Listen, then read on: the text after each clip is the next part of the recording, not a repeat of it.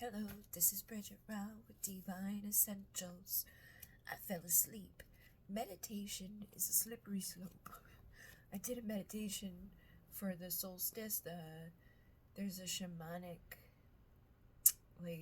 channel that I subscribe to, and they uploaded one, and I was seeing tons of stuff and all of that, and then I fell asleep, and now it's 6 a.m. So here I am. Containment is what we're talking about. As you get closer to addressing your trauma memories, you might struggle with emotions that feel too big or overwhelming. It's okay to step back and collect yourself.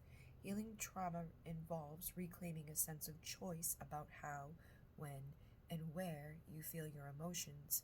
For example, you don't want to process traumatic memories in the grocery store or when you are parenting your children. You want to have a safe, predictable place and ways to feel and process through difficult life events. Sometimes you need to consciously compartmentalize difficult and distressing feelings, images, and thoughts in order to be present and to attend to your life activities. This is different than avoidance.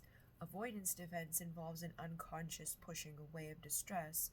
On the other hand, conscious containment practices can help you create distance from intense emotions with an agreement that you will also choose times to turn towards, address, and express the pain of trauma.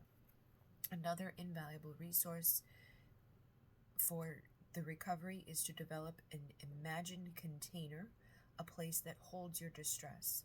Some people use boxes, others have file cabinets or wooden trunks. Your container could be a room in a house or a cave in nature with a rock that slides over the opening. It doesn't matter what kind of container it is, so long as it's big enough and strong enough to hold your painful thoughts, feelings, and memories. I just saw a big, bank vault. We got some trauma. We put it in there. And then, let's see, boop-bop-beep. As long as it's big enough to hold your painful thoughts, feelings, and memories when you are not actively engaged in processing your trauma, some people even prefer to utilize a real container such as a box, or a jar, with a tight lid. And they put their problems into, whether imagined or real.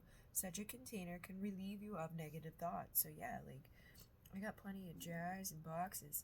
We could make a trauma box or a trauma jar. And we can write things down and put it in there, or we could just speak them in there, whatever you want, okay? Bring to mind an image of something that would be able to contain any and all of your difficult memories and feelings. When you have one in mind, take a good look at it and note how this container opens and closes. When you close this container, it will remain tightly sealed until you choose to open it. Your container can only be opened by you, and you can place a lock on your imagined or real container if you wish. When you feel ready, think of something to place into the container for practice. This could be a worry, a difficult thought, a recent disturbing event. And now open your container and place your thought, feeling, or event into it. And once it is inside, imagine your sealed and secure container and the distance you have created from your worry. Boop. In practice, develop your own containment practice. Notice how you feel in your body, having set aside the distressing feeling. Notice any sensations of relief you may feel in your body, and maybe your neck tension released or your shoulders have dropped. Notice your breath and the quality of your thoughts, and then use these lines to write about your experience. So try it out, and then, do a little bit of thinking about it, write down about it, and then we'll talk about healing allies tomorrow. So thank you guys very much for being here. It is winter solstice. I did a little winter solstice healing on Instagram and some other videos. So, yep. I will see you guys tomorrow. In Namaste.